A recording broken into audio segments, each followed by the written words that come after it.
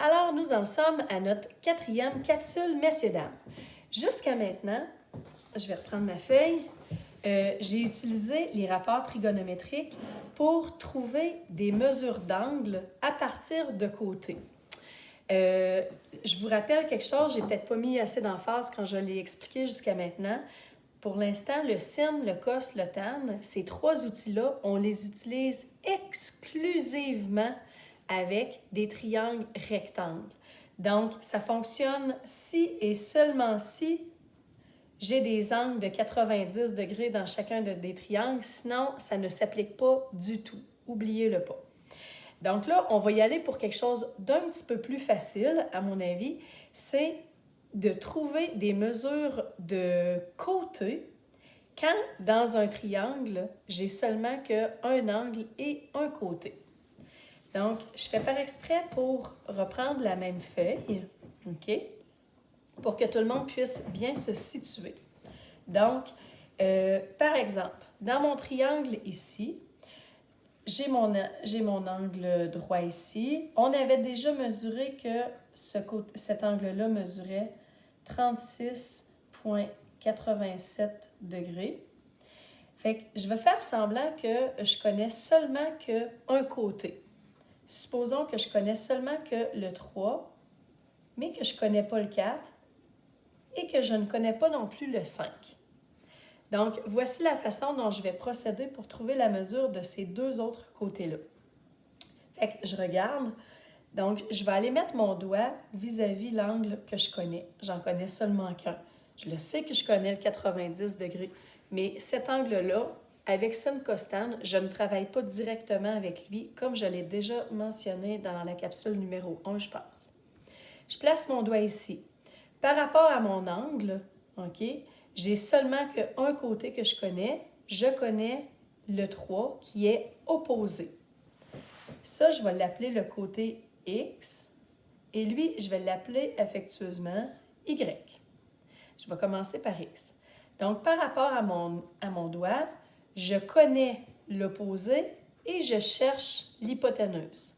Fait que nous autres, il faut être en mesure de connaître c'est quoi le rapport qui concerne opposé et hypoténuse. Je regarde ici. C'est le premier. Opposé sur hypoténuse. Donc, je dois utiliser l'outil sin. Donc, je vais l'écrire. Sinus d'un angle. Là, je le connais, l'angle. Je la connais, sa mesure. Donc, je l'écris.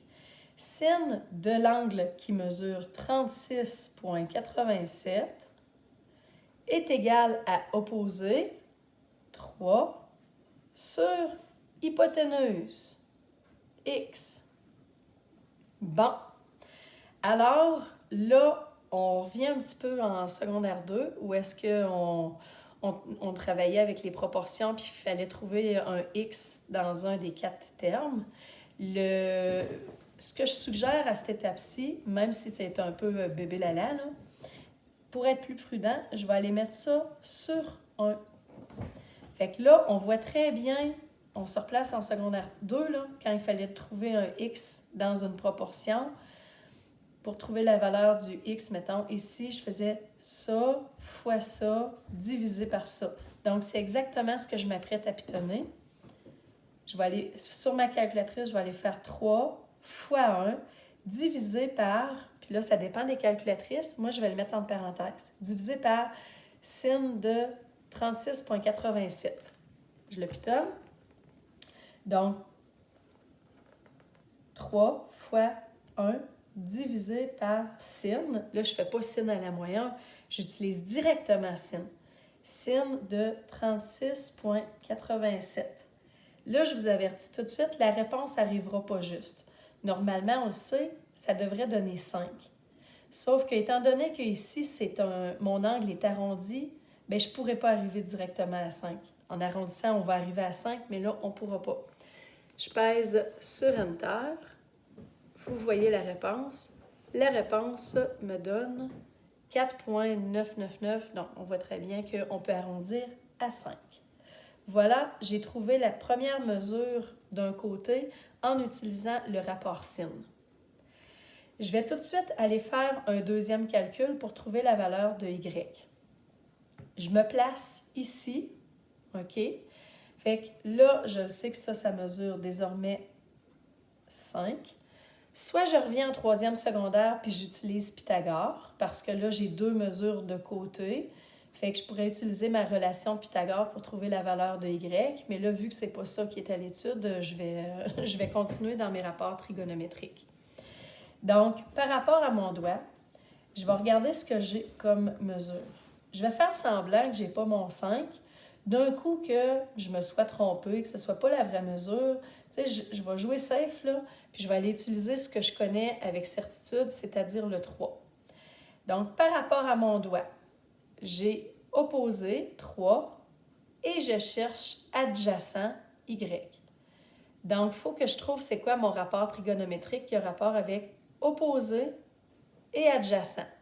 Je regarde, opposé, hypoténuse, pas ça. Adjacent, hypoténuse, pas ça. Oh! Opposé sur adjacent, tan. Donc, c'est parti mon kiki. Fait que tan de l'angle, tan de 36,87 est égal à opposé 3 sur adjacent Y. Je refais comme tantôt. Ça, je mets ça sur 1 et j'isole le Y. Donc, Y va être égal à 3 fois 1 divisé par tangente de blablabla. Y est égal à 3 fois ça divisé par ça. Je le pitonne. 3 fois 1 divisé par tangente de 36,87. Je vais appuyer sur Enter. Et c'est supposé, je ne le vois pas, mais c'est supposé donner 4 environ. Donc 3,99999, on va arrondir à 4. Donc j'ai utilisé pour l'instant le sin, le tangente pour trouver 2 mesures de côté. J'aimerais ça faire un autre exemple. Je vais y aller ici. Là,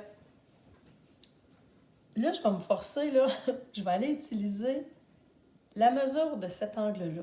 Parce que tous les humains sur la Terre sont beaucoup plus à l'aise d'aller faire un triangle rectangle assis comme ça, avec un angle là. Aussitôt qu'on tombe avec un autre angle, on est moins à l'aise. C'est pour ça que j'utilise tout le temps mon doigt pour cibler un angle, même si ça fait bébé lala, parce qu'on dirait qu'on garde la même façon de fonctionner. Là, je peux le calculer avec ce qu'on a appris en première secondaire. La somme des mesures des angles intérieurs d'un triangle est de 180. Fait que pour savoir la mesure de cet angle-là, je peux faire soit 180 moins 90 moins 36 point quelques ou directement 90 moins 36 point quelques. Et ça va me donner environ 53,13. OK? Donc là, je ne connais pas, mettons, la mesure de cet angle-là. Je sais que je la connais, là, mais en tout cas. Puis, ce que je veux aller chercher, c'est... Attends un petit peu. Tiens, ça, je ne le connais pas pour l'instant. Puis, on va dire que je ne connais pas lui. Tantôt, là, c'est parce que je veux travailler une autre chose. Je vais reprendre la même chose, 53,13 ici. Je ne connais pas lui non plus. Puis, ça va être lui que je vais chercher. Donc, je vais aller faire mes 2 rapports. Je mets mon doigt ici. Ce que je cherche, c'est, mettons, A. Puis lui, ce que je cherche, c'est B. Par rapport à mon doigt, ce que je connais, c'est le côté adjacent, 4,5. Et ce que je cherche, c'est l'hypoténuse. Donc, c'est quoi le rapport entre adjacent puis hypoténuse? Il faut s'en rappeler par cœur. On regarde, nanana. Oups, c'est cos. Donc, je vais aller utiliser le cos. Cos de l'angle, 53,13, est égal à adjacent, 4,5, sur hypoténuse A. Donc, ça va ressembler un peu à tantôt. Pour trouver la valeur du côté A, qu'on le sait qui devrait donner 7,5 en passant, Je fais comme tantôt, j'établis une proportion et j'isole le A dans ma proportion. C'est-à-dire, je vais aller faire 4,5 fois 1 divisé par cos de 53,3. On va prier pour que ça arrive à 7,5.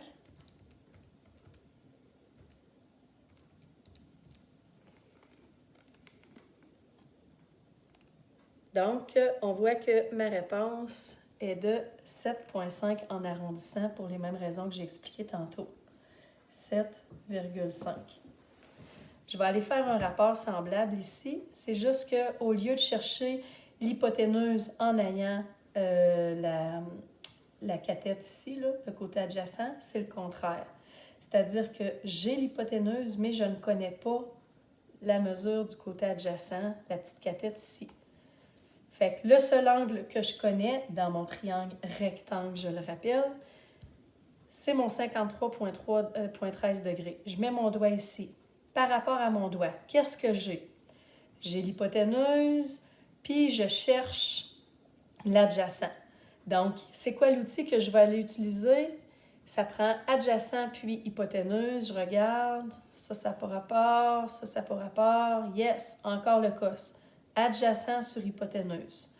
Donc, cos de 53,13 est égal à adjacent, B, sur hypoténuse, 10.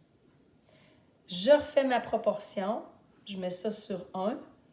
Il y en a peut-être qui trouvent ça bébé lala, je le répète parmi vous, de mettre ça sur 1. Vous n'êtes pas obligé, mais par expérience, ça sauve beaucoup d'erreurs inutiles. Donc, mon but est d'isoler le B. Donc, 10 fois cos de 53,13 divisé par 1. Bon, divisé par 1, c'est vrai qu'il est un peu superflu. Donc, 10 fois cos de 53,13 divisé par 1, même si ce n'est pas utile. Normalement, ça devrait me donner 6. On va voir si ça fonctionne. Oh yes! Fait que ça me donne 6. Super. Donc là, jusqu'à maintenant, j'ai vraiment fait le tour de sin costan. C'est-à-dire que je vous ai montré comment faire pour trouver des mesures d'angle. Je viens de vous montrer comment faire pour trouver des mesures de côté. Je vais juste compléter la théorie dans mes notes de cours qui fait avec ça pour qu'on puisse suivre ceux qui ont envie de compléter ce document-là. Donc, rapport de côté de triangle rectangle semblable. Les 3 triangles ci-dessous sont rectangles. De plus, un de leurs angles aigus est le même. Donc, comme on l'avait dit tout à l'heure, ils sont semblables par le cas de similitude AA et les mesures de leur côté homologue sont proportionnelles. Je ne ferai pas cet exemple-là avec vous parce que j'ai procédé autrement vu que c'était dans la petite vidéo. OK? Si vous voulez le faire à la maison, il n'y aura pas de problème. Donc, les rapports entre les mesures des côtés d'un triangle rectangle pour un angle début aigu donné sont uniques. C'est pourquoi on a donné un nom à chacun des 3 rapports qu'on peut établir. Sinus, cosinus, intimement sin, cosinus, intimement cos et tangente. Petit mot d'amour, tangente. On les appelle les rapports trigonométriques. Trigono, ça doit vous faire penser à triangle. Métrique, c'est la mesure. J'écris mal terrible. Fait que trigonométrique, c'est l'étude de la mesure des triangles. Ce sont de puissants outils qui vont nous permettre de trouver la mesure de tous les angles et de tous les côtés d'un triangle rectangle, en autant que l'on connaisse 2 choses, c'est-à-dire la mesure de un côté et n'importe quelle autre mesure. OK, on va y aller avec mon de la page 4. c'est juste un rappel, mes rapports trigonométriques, sinus, c'est opposé sur hypoténuse, cos, adjacent sur hypoténuse, tangente, opposé sur adjacent. Il y a un truc que plusieurs utilisent. Moi, je ne l'ai jamais utilisé beaucoup, mais il y a plusieurs enseignants qui le font. Là, étant donné que je ne le fais pas en classe, je vais vous le présenter. Sokatoa. On peut mettre plusieurs accents là-dedans. Fait que si vous êtes capable de vous rappeler ce truc mnémotechnique-là, ça pourrait vous aider. Sokatoa, donc so, S-O-H, pour sinus est égal à opposé sur hypoténuse. Cosinus est égal à adjacent sur hypoténuse. Puis tangente est égal à opposé sur adjacent. Puis mon petit commentaire ici, puisque les côtés opposés et adjacents sont toujours plus petits que l'hypoténuse, alors le sinus et le cosinus d'un angle sont toujours compris entre 0 et 1. Parce que j'établis tout le temps avec un sin puis un cos des fractions dont le dénominateur est plus grand que le numérateur, puisqu'on met toujours l'hypoténuse au dénominateur. Alice, veux-tu me dire ça fait combien de temps? Peux-tu le voir, la vidéo? Sinon, j'aurais envie de continuer juste un petit peu. Puis, on le voit-tu? Sinon, je vais lâcher prise. 13 minutes 38 secondes. OK. J'achève. Je voudrais juste vous montrer quelque chose d'un peu spécial. C'est que dans un triangle, je vais vous faire remarquer quelque chose. Dans un triangle rectangle, les angles aigus sont complémentaires. C'est-à-dire que si je fais la somme de cet angle-là et de cet angle-là, complémentaire, on l'avait dit tantôt dans une autre capsule, c'est-à-dire que si je les additionne, ça donne 90. Puis, le côté opposé à un angle aigu, fait que, mettons, si je prends cet angle-là, son côté opposé, bien, ça correspond nécessairement au côté adjacent à l'autre angle aigu. Ce que je veux dire par là, c'est si je focus sur mon angle A, ici, son côté qui est opposé, A qui mesure 3, bien, il est opposé à A, mais par rapport à B, il devient le adjacent. Donc, ça fait en sorte que, je veux que vous regardiez, si je fais le sinus de A, c'est opposé sur hypoténuse, 3 sur 5. Si je fais le sinus de B, je mets mon doigt ici, le sinus est opposé sur hypoténuse, donc 4 sur 5. Je reviens à mon angle A. Si je fais le cos de A, c'est adjacent sur hypoténuse, donc 4 sur 5. Cos de B, je mets mon doigt vis-à-vis B. Cos, ça va me donner 3 sur 5. Je prends une petite pause. Regardez ça, c'est vraiment hot. C'est ce que je viens de dire un peu plus haut. Regardez mon 3 sur 5 puis mon 3 sur 5. Fait que quand je fais des rapports trigonométriques sin-costan dans un triangle rectangle, bien, le sinus d'un angle va toujours être le même que le cosinus de son angle qui lui est complémentaire. Fait que c'est encore vrai ici, évidemment. Là, je vous entends, là. Vous êtes en train de dire « Hein, c'est donc bien hot! » Je me garde la surprise pour tangente. Tangente, c'est un peu rebelle, là. C'est un peu différent. Fait que je mets mon doigt vis-à-vis de l'angle A. Par rapport à l'angle A, si je veux établir la tangente, c'est opposé sur adjacent. Donc, 3 sur 4. Et si je fais tangente de B, ça va donner 4 sur 3. Donc, on peut voir que ces deux rapports-là, ben, c'est comme si la fraction était inversée. Fait qu'ici, on pourrait dire que sinus de A est égal au cos de B, puis le cos de A est égal au sin de B. Puis ici, ben, je pourrais dire que un est de l'opposé de l'autre, mais je ne vais pas m'attarder davantage à ça. Je suis déjà rendue à la page 5, où est-ce qu'il faut trouver des côtés dans les exemples que j'ai donnés. Puis, à la page 6, où est-ce qu'il faut trouver des angles dans les mesures que j'ai données.